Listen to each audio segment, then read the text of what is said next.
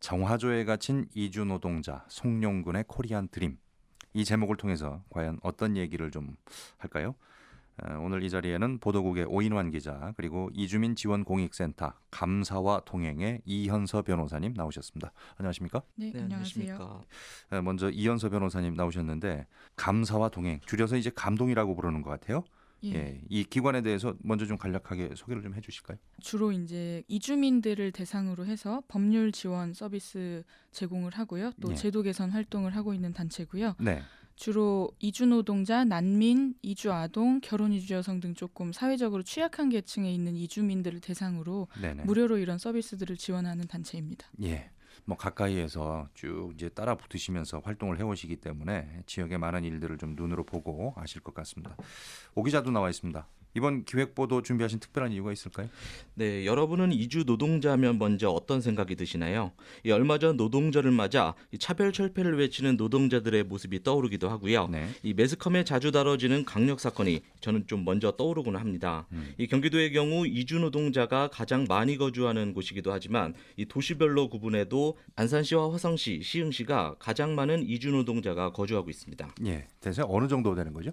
국내 이주민 인구는 10년 만에 3배 이상 크게 늘면서 이 세계적으로도 외국인이 가장 많이 찾는 나라가 됐습니다. 이 전문가들은 2020년이면 약 200만 명에 육박할 것으로 전망했습니다. 200만 명. 이게 생각보다 진짜 많은 분들이 있다는 것을 다시 한번 실감하고 있는데 저희가 주목하고 있는 게 이제 바로 경기 지역에서 벌어진 두 건의 강력 사건입니다. 저희가 취재를 통해서 오인환 기자가 또 특히 이 보도 시간에 많이 리포팅을 했는데요. 어떤 일들이 일어났었죠? 네, 이 먼저 이주 노동자를 무조건적으로 이 가해자라는 생각을 많이 하실 텐데요. 예. 이제는 오히려 이 피해자 지원에 대한 부분을 고민해야 할 시점입니다. 이 한국형사정책연구원이 지난 2014년에 발간한 보고서가 있는데요. 이 외국인들이 생각하는 범죄 피해의 두려움은 생각보다 심각했습니다. 이 먼저 외국인이라는 특성을 이용한 사기와 이 폭행 사건이 빈번하게 발생하고 있는데요. 이 또 강력 범죄를 당하고도 이를 신고하는 경우는 채 절반도 되지 않아서 이 숨죽여야만 했던 이주 노동자들의 현실에 대해서는 이제는 이 개선이 필요하다고 보여집니다. 예. 이 더욱이 불법 체류자일 경우에는 이 93% 이상이 신고조차 하지 못하고 있어서 이 가해자가 또 주로 직장 동료였다는 점도 이 주목해볼 대목입니다. 예, 크게 좀 이제 말씀을 해주셨는데 지난해 말에 참 안타까운 사건이 발생했습니다. 안성에서 한 태국인 여성이요 남성에게 무참하게 이 살해당하는 사건이 발생을 해서 주목을 받았는데 이게 어떤 내용이었죠? 네, 이 지난해 11월 경기 안성에서 발생한 사건입니다. 이 한국의 한 자동차 부품 제조업체에서 일해온 태국인 추티마 씨가 이 한국인 남성에게 살해당했는데요. 예. 이 직장 동료였던 한 남성에 의한 사건이었습니다. 이 무려 10여 년 동안 묵묵히 일해온 여성의 꿈이 이 한순간에 수포로 돌아가 버린 순간이었는데요. 이 사건을 계기로 이주 노동자들의 현실에 대한 문제점과 개선이 이 필요하다는 목소리가 이 지역 곳곳에서 높아지고 있습니다. 예, 지금 제 왼편에 계신 이현서 변호사님께서 실제 이 재판의 변호를 맡으신 거잖아요. 예, 그렇습니다. 예, 현재도 재판이 진행 중인 것으로 알고 있는데 지금 어떻게 진행되고 있나요? 저희는 일단 그 피해자 이 추티마 씨의 유족 대리를 해서 피해자 변호를 했던 거고요. 예, 지금 곧 1심 선고를 앞두고 있는데 네, 일단 이 사건은 이 피해자가 미등록 체류자라는 신분을 약점을 이용을 해서 네, 이 한국인 직장 동료가 단속을 피해서 내가 도망치게 해줄 테니 내 차에 타라고 해서 예, 그 차에 태운 상태로 이제 반나절 넘게 감금을 했고 결국은 무참하게 살해한 사건이었습니다. 그래서 이 1심 선고를 지금 앞두고 있는 상황이고요. 예, 그 결과를 좀 지켜봐야 될 것 같습니다. 예. 이유가 있나요? 이제 사안에서는 사실은 모든 정황상 강간을 시도를 하려다가 실패를 해서 살해를 한 것이 거의 정황상으로는 거의 명백한데요. 네네. 사실은 이게 피해자가 죽었기 때문에 사망한 경우에는 피해자 진술이 가장 중요한데 피해자 진술을 들을 수가 없고 네네. 또 강간을 시도를 했다 하더라도 시도만 한 상태에서는 예. 물리적인 증거가 남지 않는 경우가 많기 때문에 네. 사실 이 물리적으로는 강간의 점은 입증이 되지 않은 상태입니다. 아, 그 부분에서 그럼 이제 입증하는 것이 최대 지금 과제인 건가요? 예, 근데 사실 거의 불가능한 상태라고 보시면 됩니다. 예. 그러니까 결국은 이제 이 미등록 신분의 약점을 이용한 사건으로 볼 수 있을 것 같은데 좀 제도적인 허점이 있다고 보여집니다. 이게 어떤 문제를 좀 주목해 봐야 될까요, 우리가? 주로 이제 이 이주민 외국인의 범죄 피해 관련해서는 결국은 체류 자격이 항상 문제가 많이 됩니다. 쉽게 말씀드리자면 예. 외국인은 모든 사건에 체류 자격이 제일 먼저 연관이 되기 때문에 예. 피해자가 외국인인 경우에도 이 범죄 피해를 수사를 하고 권리 침해가 된 부분을 해결을 하고 이 부분보다는 사실은 수사기관이나 또 출입국 관리사무소에서는 이 체류 자격 이슈에 더 집중을 하기 마련인데요. 예. 그렇기 때문에 결국은 이 외국인 피해자로서는 사법제도에 접근하는 것 자체가 너무 복잡하고 어렵고 두려운 일이 되는 거죠. 네. 그게 가장 큰 문제로 지금 좀 주목을 해봐야 될 것 같습니다. 예, 그러니까 제가 이제 상식적으로 생각을 해보면 불법 체류를 했다라고 해서 살인이나 이런 억울한 범죄의 피해자가 되는 것이 당연한 것이냐. 근데 우리나라 제도는 우선 불법 체류냐 아니냐 이거부터 따진다 이런 얘기인 거죠. 예, 그렇습니다. 이게 출입국 관리법에 그 통보 의무 면제라고 해서 네네. 그 공무원이 어떤 해당 외국인이 미등록 그러니까 네. 소위 말하는 불법 체류자 신분인 것으로 밝혀질 경우에는 예. 출입국 관리사무소에 바로 통보를 하게 되어 있는데요. 예. 이게 이제 살인이라든지 뭐 폭행, 상해 이런 강력 사건의 피해자가 됐을 경우에는 예. 그 통보 의무를 면제를 해주고는 있습니다.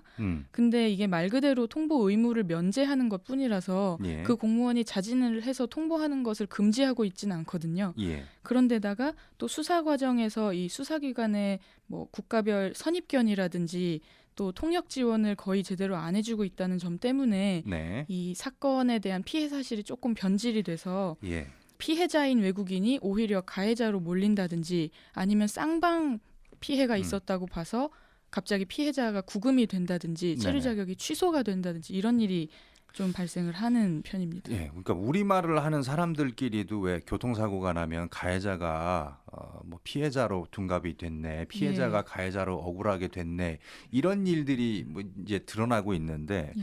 이 이주 노동자 같은 경우는 우리말도 좀 조금 불편하실 거 아니에요? 예. 언어도 좀 문제일 것 같은데 그럼 이 부분에 대해서는 전혀 뭐 어떻게 개선 사항 같은 게 없습니까? 이게 사실은 통역을 하여야 한다는 법상의 규정은 있는데요. 예, 이렇게 통역을 요청하면 바로 지원을 해주도록 되어 있지만 예, 사실 제가 이제 현장에서 일을 하다 보면 예, 대부분 어느 정도 언어가 본인의 의사를 표현할 수 있다 하면 통역을 잘 제공을 안 해줍니다. 그러니까 여기서 그냥 지금 급하니까 여기서 말해 이런 식으로 좀 요구하는 경우가 많고요. 네네. 그리고 그러니까 아다르고 어다를 텐데. 예, 조사 하나로도 달라질 수 있는 건데 예, 이 수사기관 자체에서 통역의 필요성을 그렇게 크게 느끼지 못하고 있어서 예, 뭐 초동 대처를 할 때에도 이제 현장에 현행범으로 가해자를 조사를 하는 과정에서도 피해자가 외국인인 경우에 통역이 필요한 경우에는 통역인을 불러서 먼저 조사를 해야 되는데 예. 그런 것들이 사실은 거의 이루어지지 않는 게 현실입니다. 예, 지금 이제 변호사님을 통해서 이주 노동자들이 범죄 피해를 봤을 때 우리가 지금 처리하는 방식을 좀 개괄적으로 좀 살펴본 것 같습니다. 올해 또 가슴 아픈 소식이 좀 전해졌어요. 얼마 전에도 저희가 뉴스로 계속 많이 내보냈는데 이 화성에서 필리핀 노동자가 또 싸늘한 죽음으로 발견됐습니다. 단독 보도를 저희가 해드렸고 이에 대해서도 연속적으로 진행 상황을 전해드리고 있는데 오 기자가 지금 제일 앞서서 지금 진행을 하고 있습니다. 이 사건에 대해서 좀 정리를 해주시죠. 네, 이 경기방송은 지난달 4일 화성에서 이 사람으로 추정되는 뼈 조각이 발견됐다는 소식을 단독으로 보도했습니다. 예. 이 당시만 해도 이 강력 사건인지조차도 채 확인되지 않은 상황이었는데요. 저희는 신고자를 단독으로 만나 사건 초기의 상황을 확인할 수 있었습니다. 이 화성 전곡의 한 도장 공장 식당 인근에서 벌어진 일인데요. 해당 공장이 정화조 청소 작업을 벌였는데 이 작업 도중 시신 일부가 건져졌습니다. 당시 상황 한번 들어보시죠. 보니까는 그 옆에 막 뼈도 몇 개 있고 옷이 막 축축하더라고요. 완전히. 그래서 내가 그래서 비도 요새 계속 안 왔는데 며칠 전에 건져놨다고 나는 알고 있다고 그러시더라고요. 그러니까 그 정화조를 뭐 칠가시는 분이 건져놨는지 어쩌는지. 이게 정화조 청소를 안 했으면 발견도 안 됐을 뻔한 그런 일인데 완전 수면 아래로 갇힐 수 있었던 그런 상황이었나요? 네, 그렇습니다. 이 경찰 수사가 착수되기 3일 전에 이미 정화조에서 시신 일부가 건져졌습니다. 하지만 회사 측은 이를 대수롭지 않게 여겼는데요. 우연히 회사를 방문했던 제보자의 가족이 이를 신고하면서 이번 사건이 세상에 알려지게 됐습니다. 이후 경찰은 추가 수색 끝에 이 온전한 시신 한 구를 수습했습니다. 안타까운 일입니다, 정말. 이 남성이 대체 누구였는지 수사력이 좀 모아졌었죠. 네, 이 취재진은 공장 인근을 돌며 이 남성의 실체에 접근하기 위해 노력을 했는데요. 예. 그러던 중에 우연히 한 필리핀 노동자를 만날 수 있었습니다. 이 여성은 취재진에게 2년 전 사라진 남성의 사진과 이 개인 SNS 등을 공개했는데요. 지난 2014년 비전문 취업 비자로 취업한 30대 필리핀 노동자였습니다. 이 필리핀 유일의 해양대학을 졸업한 뒤 이 국내에 들어온 남성이었고 그는 한국인 이름 송영근을 사용했던 것으로 확인이 됐습니다.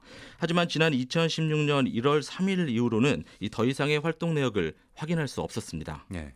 그 이제 최근에서야 이 남성 신원이 확인된 거 아니에요? 네, 이 화성서부경찰서는 지난 30일 백골 시신이 2년 전 공장에서 일한 34살의 필리핀 국적 노동자라고 공식적으로 밝혔습니다. 저희가 사건 초기부터 지목했던 해당 남성과 동일한 인물이었는데요. 현재 경찰은 인터폴에 주변인에 대한 수배를 내리는 등 수사력을 모으고 있습니다. 예. 그러니까 사건 초기부터 일단 강력 사건에 무게를 두고 용의자를 지목하기까지 이제 했었는데, 근데 왜 이렇게 지금 수사가 답보 상태에 놓인 겁니까? 네, 저희는 시신이 발견된 다음 날 바로 유력한 남성의 신원을 파악하고 개인 SNS를 집중 분석했습니다. 필리핀어인 따갈로그로 게시글이 남아 있었기 때문에 이에 주목했는데요.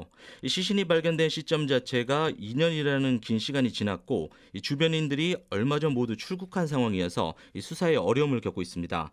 그런데 게시글을 보면 이 남성의 한국 생활이 조금 순탄치 않았다는 것을 확인할 수 있었습니다. 예. 어떤 글들이 담겨 있었습니까?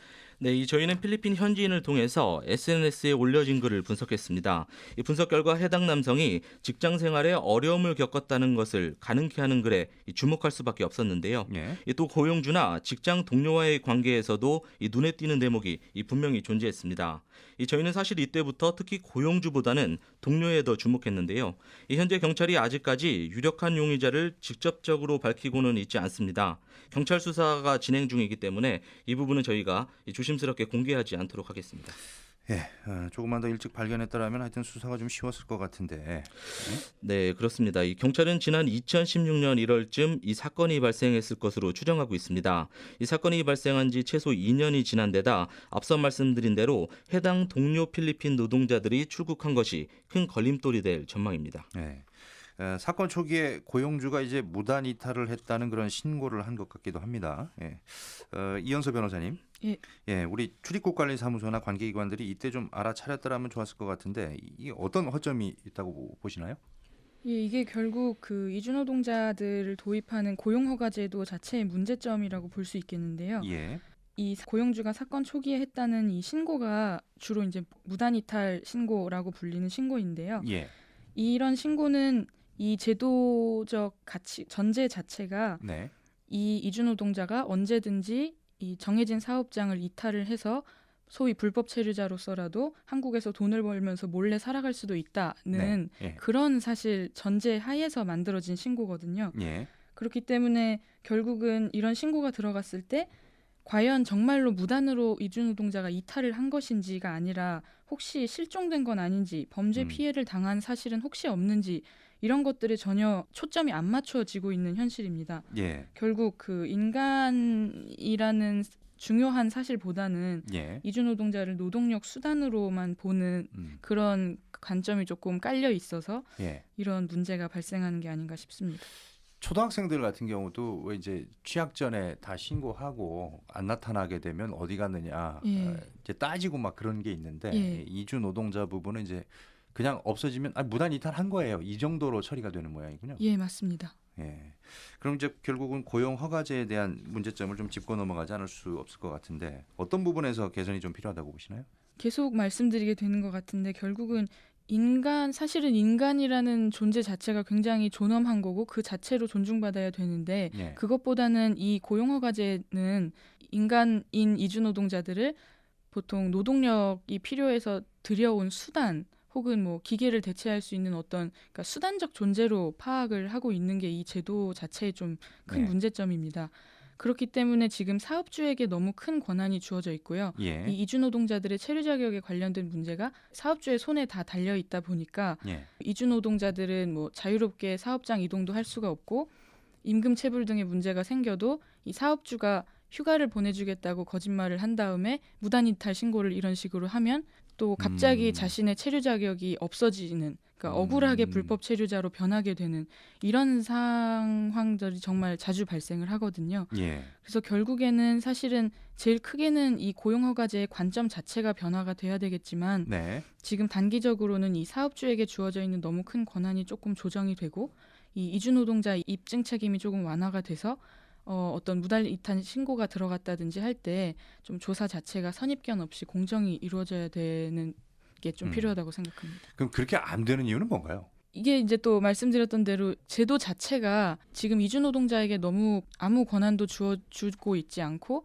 수동적인 제 얘기는 자체로 파악하는 그러니까 거예요. 이주 노동자한테 권한을 줬을 때 빚어지는 문제가 많이 있나요? 지금은 그렇다고 보기는 힘듭니다. 왜냐하면 예. 되게 많이들 생각하시고 계시는 선입견 중에 하나가 이주노동자라면 소위 말하는 불법 체류자가 돼서라도 우리나라에서 돈을 벌고 돌아갈 것이야 이렇게 생각을 하는 경우가 많은데요. 예. 사실 어떤 사람이 진짜 낯선 타국에 와서 불법적으로 지내면서 불안정하게 지내고 싶어 하겠습니까? 그러니까 네네네. 대부분의 이주노동자들은 제도권 안에서 모든 생활을 하고 싶어 하는데요. 예. 그런데 그러지 않을 거라고 생각을 하고 그렇기 때문에 이 노동력 수단이 된 이주노동자들에게는 많은 권한을 줘서는 안 된다라고 생각하는 게 지금 좀 큰 문제죠. 예.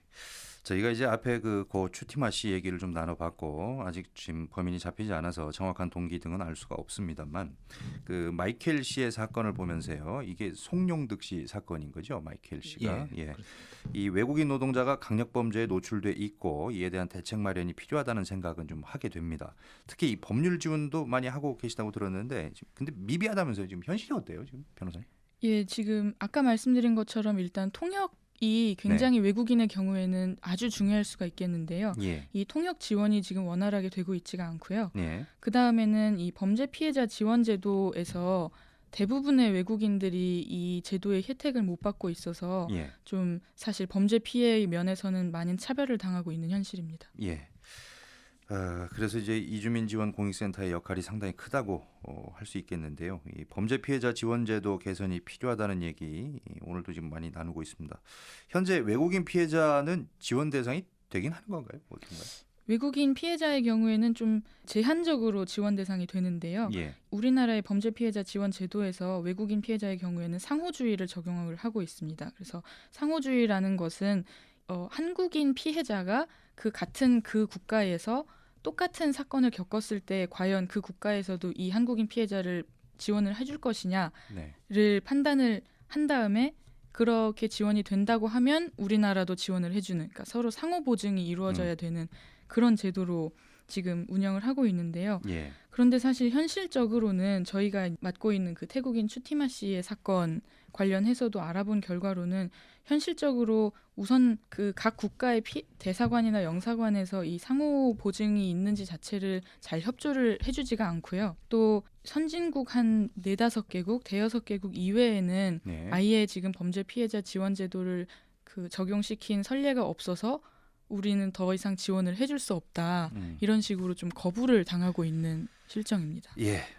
이주 노동자에 대한 시각, 부품이고 용병이 아니라 인권을 갖고 있는 분들이라는 거 우리가 이제 좀 알아야 될 것 같은데 왜 이렇게 생각할 수밖에 없냐면 제가 뭐 중동 세대는 아닙니다만 저희 아버님 세대들은 중동에 나가셔가지고 외화벌이를 하셨던 분들이시라서 역지사지 생각을 하게 되거든요. 예. 오 기자. 네, 오인입니다.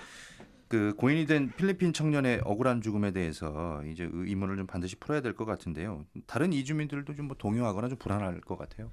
네, 저희가 이 경기 지역을 좀 둘러봤습니다. 예. 이 화성에서는 이주 노동자의 권익을 위해 선교 활동을 하고 있는 이 존스 갈랑 선교사가 대표적인 활동가인데요. 예. 그는 먼저 안타까운 청년의 죽음에 대해 반드시 진상 규명을 해야 한다며 목소리를 높였습니다. 현재 경기 지역에서는 이주민 사회의 불안감도 같이 증폭되고 있는데요. 예. 이 관심은 매우 부족합니다. 또 앞서 말씀하신 대로 고용허가제를 둘러싼 문제점도 해결해야 한다는 목소리가 높아지고 있고요. 이주노동자를 바라보는 우리의 인식도 이제는 변화가 필요하다고 보여집니다. 여기에 이주노동자를 위한 지원 정책도 하나하나 점검해야 할 것 같습니다. 네.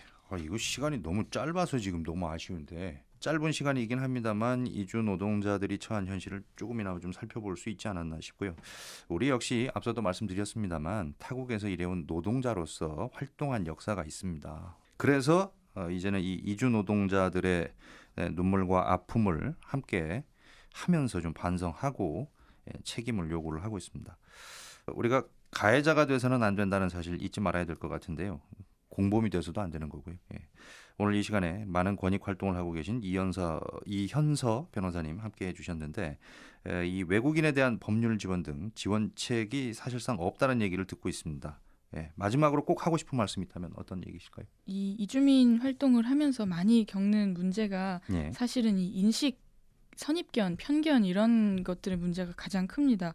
그래서 지금 결혼 이주 여성의 경우에는 결혼할 대상이 없어서 뭐 수입을 해온 존재, 또 이주 노동자의 경우에는 노동력이 부족해서 수입해온 존재 이런 식으로 너무 수단으로 인식되는 경우가 많고 또 제도적으로도 그런 인식이 뒷받침되어 있는 데다가 일반인들의 경우에도 내 세금을 뺏어가는 존재, 여기서 돈 벌어서 나갈 사람 이런 식으로 이방인으로 인식하는 경우가 많은데요. 예. 사실은 여기 한국에서 지내고 있는 많은 이주민 분들이 국민연금도 내고 계시고 실제로 한국인들이 잘 하고 싶어 하지 않는 노동력 3D 업종에서 많은 활동을 해서 한국의 경제 활동에도 많은 기여를 하고 계십니다. 그래서 이런 부분들을 조금 더 많이 알려져서 예. 인식이 많이 바뀌었으면 하는 바람이 있습니다. 예. 다른 선진국은 어때요? 사실 선진국의 경우에도 뭐 제도마다 여러 가지 다른 점이 있기는 하겠지만 예. 짤막하게 뭐 사례를 들어드린다면 캐나다의 경우에는 이주 노동자를 사업장의 기숙사에서 지내게 할 때 이 예. 기숙사가 정말 안전한 곳인지 이 이주 노동자가 인간적으로 살 수 있는 곳인지를 점검을 하고 평가를 하는 그런 기준들이 아주 자세하게 정해져 있거든요. 예. 근데 우리나라에는 아무런 기준 자체가 없어서 요즘 많이 문제되고 있는 게 비닐하우스에 화장실도 없는 곳에서 지내면서 농사일을 하게 한다든지 네. 그런 문제가 발견되고 있고요. 예. 이런 비교점이 좀 있다고 할 수 있겠습니다. 예, 사람이 먼저인데 거기에 외국 사람은 아니다는 아닙니다. 그리고 또 경기방송 이제 화성에서 발생한 필리핀 국적의 30대 이주 노동자 마이켈 씨, 한국 이름이 이제 송룡근 씨라고 말씀을 드렸는데요. 이 사건에 대한 진상 규명과 또 문제 해결을 촉구하고 있습니다.